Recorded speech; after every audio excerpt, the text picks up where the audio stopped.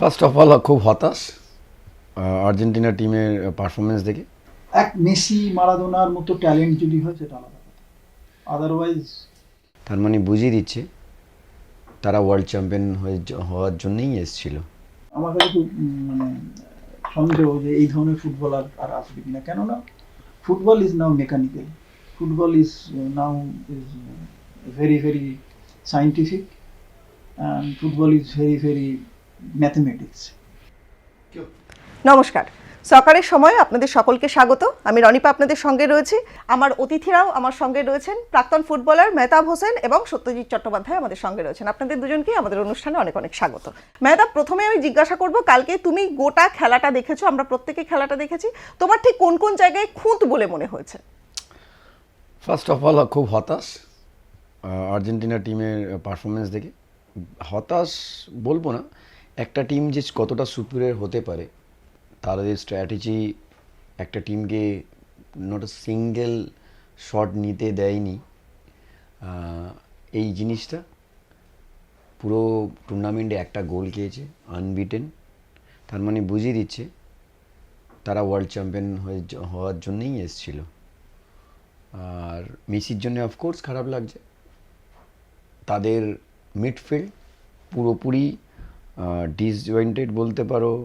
যে passing football খেলার কথা খেলে তারপরে মেসির কাছে বল আসার কথা, সেটা হয়নি বা মেসির কাছে আসতে দেয়নি।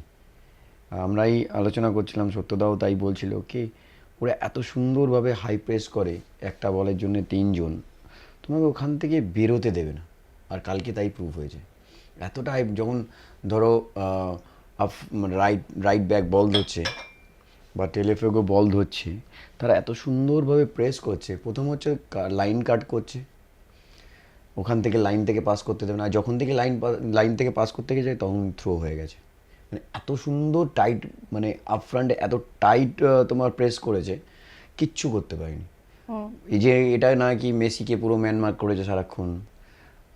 আমি নিজেই বলেছিলাম যে কোকোরেলা ভাববে তোমার ওভারল্যাপ যেতে। ও কিন্তু till 90 plus minute plus extra time, যেটা 30 মিনিট হয়েছে, ও কিন্তু কন্টিনিউ গেছে। বিকজ অফ কনফিডেন্স আছে। ও জানে আমার আপফ্রন্টে প্লেয়ার যেভাবে প্রেস করছে, এখান থেকে বল বার করতে পারবে না। সেই কোয়ালিটি নেই মিডফিল্ডে তোমার আর্জেন্টিনার। তো সেটাই হয়েছে, মানে রাজার মতন খেলেছে। একতরফা গেম আমরা মানে আমি তো আমার কেরিয়ারে এরমভাবে ফাইনাল দেখিনি। কি এক স্পেসে খেলে গেল, মানে অ্যাটাক পর অ্যাটাক, অ্যাটাকের পর অ্যাটাক, 7টা-9টা সেভ করেছে একটা গোলকিপার, ক্লিন সেভ। তো মানে খুব হতাশ মানে আর্জেন্টিনার পারফরমেন্স দেখে। অফকোর্স আমরা চাইতাম কি আর্জেন্টিনার হাতে ওয়ার্ল্ড কাপ উঠুক বিকজ অফ মেসি। আর যা ক্রেডিট তুমি যদি বলো এখনও এই অবধি যে এসছে তোমার ফাইনাল অবধি, এটা কিন্তু 90% ক্রেডিট হচ্ছে তোমার মেসি।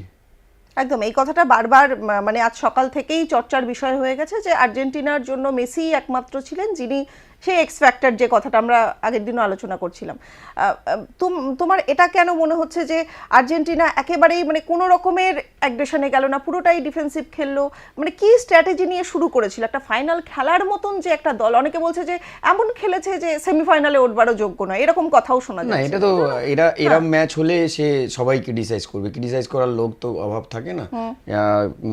তুমি দেখবে শত্রু যেরম থাকে বন্ধুও সেরম থাকে। যদি তোমার শত্রু থাকে তুমি ডেভেলপ করতে পারবে না, ক্রিটিসাইজ না হলে তুমি তোমার পারফরমেন্স ডেভেলপ করতে পারবে না। তো আমার মনে হয় এটা যেহেতু ফাইনালে হেরেছে তার জন্য সবাই এই নিয়ে আলোচনা করছে। কিন্তু তারা যদি ইংল্যান্ড ম্যাচ যদি তুমি দেখো, ইজিপ্ট ম্যাচ দেখো, যেসব ম্যাচগুলো বার করেছে, এখানে আমার মনে হয় না তারা ডিজার্ভ করে না এটা বলতে নেই। কিন্তু যে টিম ডিজার্ভ করতো, যে টিম ডিজার্ভ করে, সে ফ্রান্সকে বলো, পর্তুগালকে বলো বা আর্জেন্টিনাকে বলো, কোনো স্পেস দেয়নি, কোনো জায়গা খেলতে দেয়নি। আর যে চ্যাম্পিয়নের মতন খেলেছে। আর আমি মানে বিলিভ করো যে এই বাচ্চাদের মধ্যে এইটুকু বয়সে এই কনফিডেন্সটা কিভাবে আসে, কিভাবে আসে? একটা 2-3টে ছেলে হচ্ছে আন্ডার 19।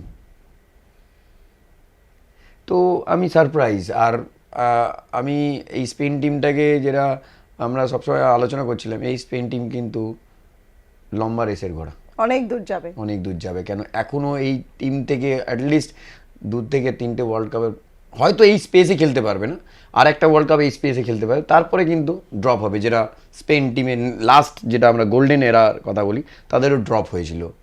ঠিক, মানে পরিবর্তন হচ্ছে, যুগের পরিবর্তন, সময়ের পরিবর্তন হচ্ছে। আমি একটু সত্যদার কাছে জিজ্ঞাসা করব, একটা যুগের যেন মনে হচ্ছে অবসান হয়ে গেল, একটা নতুন যুগের আবার সূচনা হলো, সেটাকে কিভাবে দেখছো? যেরকম লিওনেল মেসি বলো, রোনাল্ডো বলো, এদের খেলার দিন শেষ, এদের বয়স শেষ, বিশ্বকাপ আর খেলবারে। স্বাভাবিক নিয়মে হবে, হুম। প্রত্যেক জেনারেশনেই হয়ে এসছে, এটা নতুন কিছু না। একটা একটা সময় আসবে যখন প্রত্যেককেই যেতে হবে, আবার নতুন চলে উঠে আসবে। সেটা অবসান হলো। মেসির মতন প্লেয়ার, রোনাল্ডোর মতন প্লেয়ার পৃথিবীতে, ওরা যেভাবে মানুষকে ফুটবল উপহার দিয়েছে, আমার কাছে খুব মানে মানে সন্দেহ যে এই ধরনের ফুটবলার আর আসবে কিনা। কেননা football is now mechanical, football is now is very very scientific, and football is very very mathematics. Football আর মাঠে স্বতঃস্ফূর্ততা নেই, কমে যাচ্ছে। ইন্ডিভিজুয়ালিটি বলে বস্তুটাও কমে যাচ্ছেও। এক মেসি মারাদোনার মতো ট্যালেন্ট যদি হয় সেটা আলাদা কথা। আদারওয়াইজ মেসি মারাদোনার মতো ট্যালেন্ট হলেও পরবর্তী সময় যেভাবে প্রযুক্তিগতভাবে বা নানানভাবে ফুটবলকে ঘিরে ধরছে, অদূর ভবিষ্যতে এই ধরনের ট্যালেন্টও একাডেমি থেকে তো প্র্যাকটিসটা শুরু হবে, তখন এই ধরনের ট্যালেন্টকে হয়তো এই জিনিসগুলো করতে দেবে না, তাকে বারণ করবে যে না, তোমাকে যেরকম এটাও করতে হবে, তোমাকে গিয়ে ডিফেন্সও করতে হবে। তাহলে যে ছেলেটা ডিফেন্সও করবে, যে ছেলেটা অ্যাটাকও করবে, আর এই ধরনের অ্যাটাক করবে, মেসির মতন অ্যাটাক, তার পক্ষে ডিফেন্স যদি করতে হয় তাহলে সে এই অ্যাটাক করতে পারবে না। আর তার যদি স্বাভাবিক জিনিসটাকে আমরা বন্ধ করে দিই, তাহলে কিন্তু মরে যাবে। স্বাভাবিক জিনিসটা মরে গেলে তখন আর আহ, তার ছন্দটা হারিয়ে যাবে, সে আর নিজের স্বাভাবিক এটাকে বের করতে পারবে না, মানুষের কাছে সেটা পৌঁছবে না। আজকে মেসি আর পৌঁছবে না, হয়তো অদূর ভবিষ্যতে 15 বছর বাদে বা 20 বছর বাদে মেসি হয়তো এই লো কোয়ালিটি ট্যালেন্ট, কিন্তু পৌঁছলো না মানুষের কাছে ডিউ টু তাকে যেভাবে নার্সিং করা হলো ছোট থেকে, একাডেমি থেকে। এইগুলো প্রবলেম হবে। তো ফুটবল তুমি দেখতেই পাচ্ছ, স্পেন একটা প্লেয়ারকে যদি আমি তুলে এনে, বা একটা বা দুটো প্লেয়ারকে তুলে এনে কোনো একটা টিমে দিয়ে দিই, সে কিন্তু সেই ফুটবল খেলতে পারবে না। ঠিক আছে, স্পেন তখনই ভালো খেলবে যখন এই এই ব্যাচটা থাকবে। এটা ব্যাচের ওপর নির্ভর করছে স্পেনের ফুটবল। আজকে যদি আমি কথা বলতে, ফর এক্সাম্পল ভারতবর্ষে যদি কোনো টিমে অনেক তো বিদেশি প্লেয়ার আছে, আমি যদি স্পেনের একটা প্লেয়ারকে দিই, আর আমি যদি আফ্রিকার একটা প্লেয়ারকে দিই বা ইউরোপের একটা প্লেয়ারকে দিই, স্পেনের প্লেয়ারটা ফেল করবে, আফ্রিকার প্লেয়ারটা অনেক বেশি করবে, 100% করবে। কেননা ব্যক্তিগতভাবে ওই আফ্রিকান প্লেয়ারটা তো স্ট্রং হবে, ইউরোপিয়ান প্লেয়ারটা। স্পেন কিন্তু ব্যক্তিগতভাবে ওই ওই ওই জায়গায় নয়, ও তার খেলা দিয়ে স্ট্রং, কিন্তু ওর ওই খেলাটা খেলতে গেলে ওই বাঞ্চ অফ এই গ্রুপটা চাই। এই বাঞ্চ অফ গ্রুপ যদি না থাকে, তাহলে কিন্তু তুমি খেলতে পারবে না। ইভেন তাই নয়, আমি তোমায় বলছি, আমার অভিজ্ঞতা থেকে বলতে পারি, আমরা যখন কিছু কিছু ম্যাচ ব্রাজিল বা এই ধরনের, আর্জেন্টিনা, এই ধরনের ম্যাচ খেলেছি, আবার কিছু ইউরোপের টিম, কিছু আফ্রিকান টিম খেলেছি আমরা টুকটাক। তুমি জেনে রাখো, তুমি খেলতে পারবে ব্রাজিল, আর্জেন্টিনা, স্পেন এদের সাথে, but can not play with the এই ইউরোপ আর আফ্রিকা। African teams. তাদের তাদের পাওয়ার, তাদের হাইট তোমাকে কিছুতেই খেলতে দেবে না, তোমাকে মানে সামনে যেতেই দেবে না, এরকম পরিস্থিতি তৈরি করে। সেই জন্য ফুটবল এখন পুরোপুরি অনেকটাই টেবিলে চলে এসছে। ফুটবল টেবিলে চলে এসছে, প্রচুর ম্যাথমেটিক্স হচ্ছে এইখানে। কালকের ম্যাচও আমার কাছে খুব সারপ্রাইজিং, যে আমি পুরোটাই Argentina, Spain is a undoubtedly outplay করে দিয়েছে, এ বিষয়ে তো কোনো আর আউটপ্লে করার মতোই টিম, কিন্তু এইরকম নয় যে 90 মিনিটস আউটপ্লে করতে পারে আর্জেন্টিনাকে।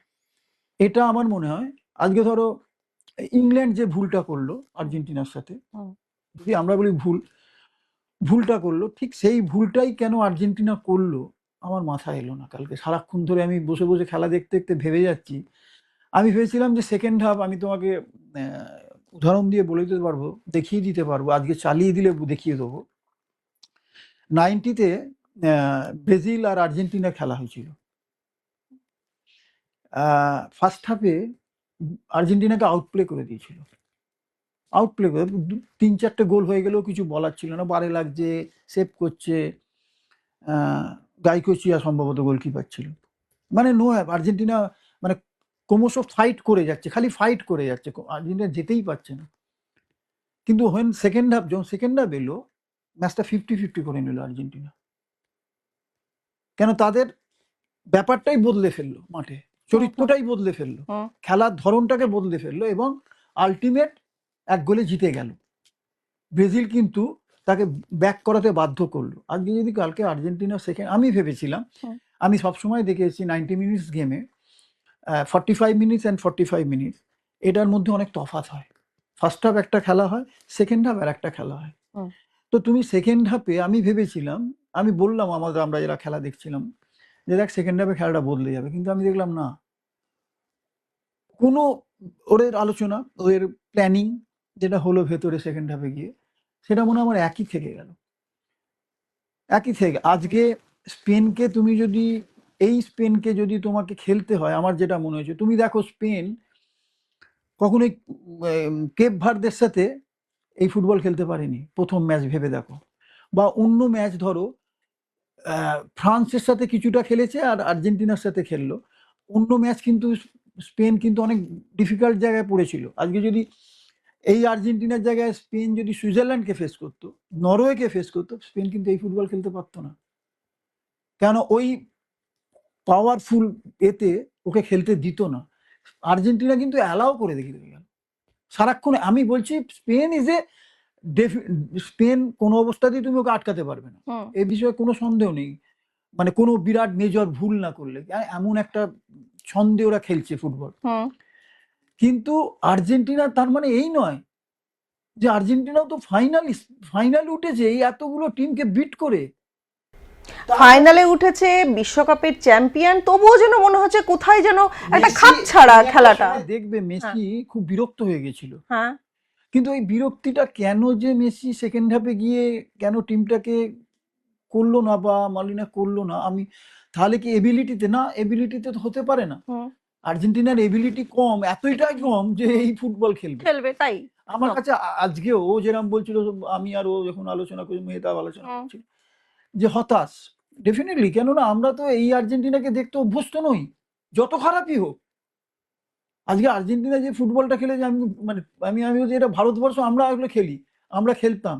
মানে যখন এরকম স্ট্রং টিম পড়তো, আমরা সবাই একসঙ্গে ডিফেন্স করতাম, করতাম যে বাবা যাবো না, গেলেই তো ঝামেলা, গেলেই কাউন্টার অ্যাটাক আটকাতে পারবো না, ওদের সঙ্গে দুয়ে একে পারবো না, ওদের একজন আমরা দুজন পারবো না, তাহলে আমাদের ম্যান বাড়িয়ে বাড়িয়ে খেলতে হবে। আর্জেন্টিনা তো সেই টিম না। আর্জেন্টিনা তো একটা 3বারের চ্যাম্পিয়ন শুধু নয়, এই টিমটাই তো এতগুলো ম্যাচ খেলে ফাইনাল উঠেছে। তাহলে তুমি কেন এতটা সারেন্ডার করবে? তুমি কেন ওকে ওকে থ্রাস করবে না? ওকে কেন প্রেস করবে না? এক্স্যাক্টলি, এই প্রেস করবে না এই বিষয়টা যখন আসছে, তুমি আগের দিনও বলছিলে যে ফার্স্ট হাফটা খেলে খেলোয়াড়, সেকেন্ড হাফটা খেলে কোচ। তাহলে কি স্কালোনির কোনো পরিকল্পনায় গন্ডগোল ছিল, বা পুরো ম্যাচটার মধ্যে কখনো আমরা বলবো না এখানে আমি মেসিকেও বলবো। আচ্ছা, কেননা মেসি একজন এমন প্লেয়ার, মারাদোনা এমন প্লেয়ার, এরা টিমের ওপর কোচের সঙ্গে এদের সুন্দর সুন্দর বোঝাপড়ার মাধ্যমে একটা স্ট্র্যাটেজি তৈরি, আমি মনে করি। কেন? বড় প্লেয়ারদের সবসময় কোচকে নিয়েই চলতে হয়, এই নয় যে মেসিকে বাদ দিয়ে। এখানে মেসিরও তো ব্যাপারটা জানা বলবে, কেন মেসির মতন প্লেয়ার তো পৃথিবীতে নেই। তাহলে স্কলোনি যখন এইটা করছে যে আমরা সেকেন্ড হাফে একই নিয়ে গিয়ে, কি আমার উদ্দেশ্যটা কি? আমার টাইব্রেকারে নিয়ে যাওয়া, এটা মানে আমি বলছি এটা আমার, যদি তাইও হয়, আজকে যদি না, আজকে ও মেহতাবও বলবে, আমিও বলবো যে আমার উদ্দেশ্য তো একটা আছে, ম্যাচটাকে আমি চ্যাম্পিয়ন হব। তাহলে চ্যাম্পিয়নটা হবো কি টাইব্রেকারের মাধ্যমে, নাকি মারিনো বলছি, বলো কোচ আমাদের, হ্যাঁ মারিনো, নাকি হ্যাঁ, তুমি দেখবে ও কিছু কিছু ম্যাচ কাউন্টার অ্যাটাকে খেলে, তাহলে আমার কাউন্টার অ্যাটাকে তাহলে ম্যাচটাকে বের করব। নাকি আমি ট্রাইবেকারে নিয়ে যাবো? তুমি ট্রাইবেকারে নিয়ে যাবে 90 মিনিটস ধরে এই ফুটবল খেলে? এটা আগের দিনে আমরা আলোচনা করেছিলাম ইংল্যান্ড যেটা সেকেন্ড হাফে করলো, একদম যে এতটা সময় ধরে এই ডিফেন্সিভ করা যায় না। হুম। তুমি এত 90 মিনিটস ধরে ডিফেন্স করবে, এটা আর্জেন্টিনা টিমকে মানায় না। এবং মানুষের কাছে এর কি হচ্ছে, মানুষ হতাশ হয়ে যাচ্ছে, যারা আমরা আর্জেন্টিনা ভক্তরা কাল হতাশ, ভয়ঙ্কর হতাশ। কাউন্টার অ্যাটাকে খেলছো তো প্রপার কাউন্টার অ্যাটাক করা উচিত না? প্রপার কাউন্টার অ্যাটাক, যেরকম ইজিপ্ট কাউন্টার অ্যাটাক যেটা করছিল, গেছে, আমরা অনেক কিছু শিখেছি ইজিপ্টের কাছে। একদম। কাউন্টার অ্যাটাক করতে গেলে তোমার প্ল্যানিং, সেটাও প্ল্যানিং দরকার, যে তুমি 3 পাসে যাবে না 2 পাসে যাবে, লং বল তুমি খেললে মেসিকে পাবে না। তোর counter attack, proper counter attack planning করা উচিত ছিল। তুমি কোনো প্ল্যানিং কি কাল দেখলে? লো ব্লক খেলছে এতটা, যেটা সত্যতা বলছিল, এতটা স্পেস দিলে তো তুমি কেন, ওরা কেন, আমিও খেলবো রড্রির জায়গায় সামনে দাঁড়িয়ে, সত্যতাও খেলে দেবে। না, মেহতাব একটা ব্যাপার, কথার কথা বলছি, একটা একদম, একদম। এক্সাম্পল মানে দিচ্ছি। এই তুমি যে কথাটা- এতটা স্পেস দিচ্ছ রড্রির মতন প্লেয়ারকে, তুমি যদি এতটা স্পেস দাও, ড্যানি অলমোর মতন একটা প্লেয়ারকে এত স্পেস দাও, তো তুমি তো পানিশড হবেই। সেই না তুমি ফার্স্ট হাফ দেখে নিলে, হুম ঠিক আছে, তুমি টিমটাকে তো মানে জাজ করো, দেখে নিলে ফার্স্ট হাফ, এবার তুমি একে একটা ধাক্কা মারো, যে কি করে, এবার তো তুমি aggression-এ যেতে হবে। তুমি এবার একটা হুম। অ্যাগ্রেসিভ এতে যাও, হুম। তাহলে বুঝতে পারবে। আজকে যদি আমি তবে বলছি আবার, যে কোনো ইউরোপিয়ান টিম এইভাবে স্পেনের সাথে খেলবে না। কেন? স্পেনকে খেলার স্কোপ, ওরা খেলবেই, ওরা এই পাস খেলবেই ওরা, কিন্তু ওদের যেই তুমি ধাক্কা যদি মানে টেস্ট না করো, তাহলে তো তুমি, ও তো ঘাড়ের ওপর চড়ে বসবেই, এবং একদম। সেটাই করে গেল সারাক্ষণ ঘাড়ে। তুমি দেখো যে আমি কালকে বলছিলাম যে আর্জেন্টিনা ফার্স্ট হাফে গোল খেয়ে যাওয়া ভালো। ফার্স্ট হাফ যদি গোল খেয়ে যায় না, বা সেকেন্ড হাফে নেমে যদি আর্জেন্টিনা, তুমি দেখো গোল হওয়ার পর তারপর 10 জন হয়ে গেল আরো, মানে, কিন্তু তুমি তাও দেখো যখন গোল খেলো, তুমি সি দ্য সিচুয়েশন, ওই মিনিট 10 বা তুমি দেখো আর্জেন্টিনাকে ফায়ারই হলো, কতগুলো কর্নার পেলো, একদম। এবং একটা বল ভলিটা রাখতে পারলো না। স্পেন সব দিক থেকে ডিজার্ভ করে এই টুর্নামেন্ট, কিন্তু আর্জেন্টিনার কাছে আমরা এই ডিজার্ভটা করি না। এটা কিন্তু মানুষ যেন ভুল বার্তা না যায় কালকে আমরা যে স্পেনের আর্জেন্টিনার খেলাটাও ভুলে যদি হয়েছে, বিশ্লেষণ আর্জেন্টিনার করি, ভুলে হ্যাঁ। হয়েছে না। আমি আর্জেন্টিনার ভুলে স্পেন করেছে না, স্পেন ভালো খেলেই করেছে। আর সেটাই বলছি যে স্পেনের স্পেন- দিক থেকে যদি তুমি দেখো, তাহলে তো অনেকগুলো সুযোগ ছিল, মানে না, না, সেই না। সুযোগটাই ওরা কাজে লাগিয়েছে। কাজে লাগাতে, কালকে মার্টিনেজ একটা অবিশ্বাস্য ফুটবল না খেললে আরো প্রবলেম হতো। একদম আরো একদম, বলবো, হ্যাঁ, সে তো আরো অবশ্যই। বলবো, হ্যাঁ। যা যা সব সেভ করেছে। তারপরে ঠিক হাফ টাইমের আগে ইয়ামালের যে ফ্রি কিকটা, একদম ঠিক হাফ টাইমের আগে, যেটা একদম এজ অফ দ্য বক্স, বলটা পেয়েছিল, একদম একটা ভালো জায়গায় রেখেছিল তার ওটা লেফট হওয়ার সাইডে, কথা ছিল, হ্যাঁ। দারুণ সেভ করেছে, অনেকগুলো শট সেভ করেছে। তারপরে আবার মরিনো বা পেড্রি নামার পরে তো আরো বল ধরতে দিচ্ছিল না, ঠিক। স্পেসগুলো ইউজ করছিল। আর কালকে তো সম্ভবত মানে অ্যাটলেন্টাতে প্রচন্ড গরম ছিল, যারা ফর্সা নিউ জার্সিতে, হ্যাঁ, নিউ জার্সিতে ভয়ঙ্কর গরম ছিল, ভয়ঙ্কর গরম ছিল, সবার মুখ লাল হয়ে যাচ্ছে, হ্যাঁ। মানে এতটাই গরম ছিল। এই অ্যাডভান্টেজটা আমি বলবো সত্যি কথা বলতে, হয়তো এটা এক্সকিউজ, যারা এজ বেশি এখানে স্ট্রাগল করেছে। স্পেন এই জায়গায় আমরা সবসময় বলি, সবসময় বলছিলাম, গড় এজ 21 বছর থেকে 22 বছর, তারপরে এতটা রান করেছে, এত স্পেস দেয়নি একটু। কিন্তু যেটা সত্যতা বলছে, অফকোর্স সেকেন্ড হাফের পরে একটা অন্য প্ল্যানিংয়ে যাওয়া উচিত ছিল। আরো একটা বিষয় মেহতাব, যে কোনো স্ট্র্যাটেজি, আমরা কি এটা দেখলাম যে মেসিকে আটকানোর কোনো স্ট্র্যাটেজি স্পেন তৈরি করেছে? না। করেনি, না। একদম। মেসির কাছে বল আসতে দেবো না, সেই স্ট্র্যাটেজি করেছিল।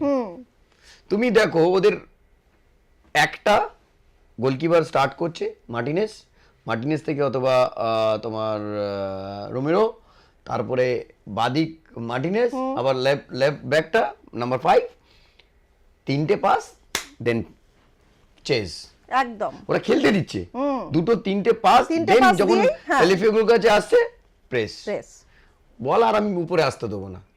প্রথম লাইন কাট করছে, তারপরে যে 4-3-3 খেলে, রাইট নাম্বার 8 গিয়ে আরেকজনকে নিচ্ছে একদম, মানে, আর যে নাম্বার 11 গেছে সে একদম নিয়ার, মানে ফার পোস্টের একদম ভিতরে ঢুকে আসছে, মিডল অফ দ্য পোস্ট, মানে জায়গাটাকে একদম ছোট করে দিচ্ছে, সেখানে তুমি এখান থেকে বেরোতে দেবো না, তুমি মেসি অবধি যাবে, তার আগেই তোমাকে আমি বল উইন করবো, সেই উদ্দেশ্যটা ছিল। মেসিকে কিন্তু ম্যান মার্ক করেনি, কিন্তু একটা মেসির কাছে ফাটাফাটি- বল আসতে দেয়নি একদম মানে ফাটাফাটি একটা প্ল্যানিং ছিল কিন্তু। ডেফিনেটলি। আর এই প্ল্যানিং না করলে তো আর্জেন্টিনাকে আটকানো যাবে না, সেই জন্যই কোচ বললো তুমি ওখানেই তুমি ওদেরকে আটকে দাও। আর আমি তো দেখিনি, আমিও আলোচনা করছিলাম, আমাদের রং প্রুফ করেছে, বিশেষ করে আমাকে রং প্রুফ করে কে মেসির জন্য আলাদা প্ল্যানিং হবে, কুকুরওয়ালা যাবে না ওভারল্যাপে। আমি তো দেখলাম 120 মিনিট অবধি ওখানেই দাঁড়িয়ে ছিল ওদের বক্সে, খেলে চলে যাচ্ছে। ও জানে আমার যে আপফ্রন্টে যারা আছে তারাই সামলে নিয়েছে, তারাই হাই প্রেস করে ওদেরকে এইদিকে আসতে দেবে না, আমাকে দরকার নেই আমার মেসিকে মার্ক করা, বল তো আগে তো বল তো আসতে হবে মেসির কাছে। এবার সত্যতা যেটা বললো, ফার্স্ট হাফে আমার মনে হয় ফার্স্ট মিনিটে 10 থেকে 15 মিনিটে গোল খাওয়া উচিত ছিল আর্জেন্টিনা, কেন গোল খাওয়ার পরে তুমি দেখবে প্রায় 3টে থেকে 4টে কর্নার আর্ন করেছে, বলই মেরেছে যেটা মরিনোর মুখে লেগে বলটা বাইরে বেরিয়ে গেছে, গেছে, ওটা হ্যাঁ। টার্গেটে ছিল, বলটা নিয়ার পোস্টে, বলটা যদি না লাগতো মুখে, নিয়ার পোস্টে গোল হয়ে যেত এটা। মানে কোন দল শক্তিতে যুদ্ধ করবে, কোন দল ট্যাক্সি সেভি করবে, স্কিলে যুদ্ধ করবে। Technique, tactical, passing, move, build up play, ঠিকই টাকা, আমরা এখন অনেক কিছু শুনছি, বাট ওই যে শিল্পর ব্যাপারটা, ওই যে আর্ট, আলাদা একটা ড্রিবলিং, সখ্য, free kick, vision of pass, volley, heading, সবকিছু এর মধ্যে পড়ছে, সেইগুলো মানে ওই জিনিসটা। আমি একটা ম্যাচ দেখছিলাম বার্সেলোনা ভার্সেস সত্যদা, উপরে বল, মেসি বলটা চেস্টে ট্র্যাপ করেছে, চেস্টে ট্র্যাপ করার সঙ্গে সঙ্গে একজন ওই মানে মাটি থেকে এতটা মেরেছে, সেটা পড়েনি, তারপরে ওই বলটা নিয়ে রাইট ফুটে গিয়ে ফার পোস্টে গোল করা, মানে এই জিনিসগুলো তো আমরা মিস করব একদম। মানে তুমি বলছো মারাদোনা ম্যাজিক যেমন আমরা এখনো টিভির পর্দাতে বা আমাদের যে যার ইন্টারনেটে দেখতে পাই, মেসি ম্যাজিকটাও ইন্টারনেটে দেখবো, সেই জিনিসটার ফেরত আসবে না। তাও আমি বলছি মডার্ন ফুটবলেও এত বছর পরেও 8টা গোল করা তো ছেড়ে দাও, আমি বলছি ঠিক এই মেসির 25 বছর বয়স হতো, দেখিয়ে দিত স্পেনকে হু ইজ মেসি, বা 30 বছর বয়সে যদি হতো, 9 বছরটা অনেক বেশি, প্রায় 40 বছর ফুটবলে, আমি বলছি 25 ইয়ার্স যদি হতো, ও মাঝখান থেকে বল ধরতো, ওই টার্ন করতো, যতই ওকে প্রেস করুক। তুমি আগেও দেখে নাও, র্যামোস মারছে, পেপে মারছে, তোমার ম্যাকেলেলে মারছে, ফেলে দিচ্ছে, মানে ড্রিবল করে, মানে ধরো আমার ওর ফেসিং নিজের গোলের দিকে বল দিয়েছে, ওকে নিজে বল নিয়েছে, ওই পেছনে ঘুরে গিয়ে এরম ঘুরেছে, হাঁটু ফাটু ঘুরিয়ে দিয়েছে, ঠিক আছে। তো এই জিনিসগুলো অফকোর্স মিসিং হয়। আমি বলছি তো মেসির যদি 25 বছর হতো, এই অন্য কিছু ছবিও আমরা দেখতে পেতাম, অফকোর্স, যেহেতু বয়সটা একটা ফ্যাক্টর। তবে একটা খুব খারাপ যেটা আমার, মানে মেসির তো ডেফিনেটলি মেসি আমরা পাবো বলে খুব সন্দেহ আমার কাছে, কিন্তু আর্জেন্টিনার আদার্স মানে কোচের যদি এই ভূমিকাটা ঠিকঠাক না হয় না, কোচকে তো বলতে হবে, কোচ ইজ দ্য লিডার, তো তাকে তো বলতে হবে না, আমি যদি এই ধরনের ভাবনা নিয়ে মাঠে নামাই আমাদেরকে, তাহলে মেসির পক্ষে ও যেটা বলছে সেটা 25-এও শক্ত, তোমাকে তো আসতে হবে না, সাপোর্ট করতে হবে, একা তো ফুটবল খেলবে না। একদম একটা টিমের সেই সাপোর্টিং লাগবে। একদম আমাদের সময় তো মোটামুটি শেষ, আজকে মেহতাবকে দিয়ে একটু শেষ করি আজ, কারণ একটাই শেষ প্রশ্ন, দর্শকরাও জানতে চান যে সামনের বিশ্বকাপ, আগামী বিশ্বকাপে কি কি দেখতে চাও? ইন্ডিভিজুয়াল, আই থিঙ্ক যেটা সত্যতা বলছিল, ইন্ডিভিজুয়াল শেষ হবে, কিন্তু আমি আরও দেখতে চাই ভালো টিম, আরও নতুন নতুন টিম, আরও কোচেদের, যেহেতু আমি কোচ আসছি কোচিংয়ে, আরও ট্যাকটিক্যাল চেঞ্জেস, কুইক চেঞ্জ, যে সাডেনলি ম্যাচ ঘুরিয়ে দিতে পারে, সিস্টেম চেঞ্জিং, মানে আমরা 4-4-2 খেলছি, 4-3-3 খেলছি, হঠাৎ করে 5টা স্ট্রাইকার হয়ে গেলাম, 3টে বা 2টো মিডফিল্ড হয়ে গেলাম, 4টে ব্যাকে চলে গেলাম যখন আমরা হারছি, এইগুলো অনেক কিছু দেখার আছে আর দেখা হবে, আর আশা করব আমার মনে হয় আরও এন্টারটেইনিং ওয়ার্ল্ড কাপ হবে, নেক্সট ওয়ার্ল্ড কাপটা 2030-তে। একদমই। আমাদের সকলেরই আশা যে নেক্সট ওয়ার্ল্ড কাপ আমরা যেটা দেখতে চলেছি সেটা আরও এন্টারটেনিং হবে, এবং এই ওয়ার্ল্ড কাপ থেকে কি কি পাওয়া না পাওয়া পুরো বিষয়টা নিয়ে তো আমরা আলোচনা করলাম আজকের মতো সকারের সময় তার সময়ও শেষ হয়ে গেছে। আমার অতিথিদের অনেক অনেক ধন্যবাদ আজকের জন্য। নজর রাখুন এই সময় লাইফে।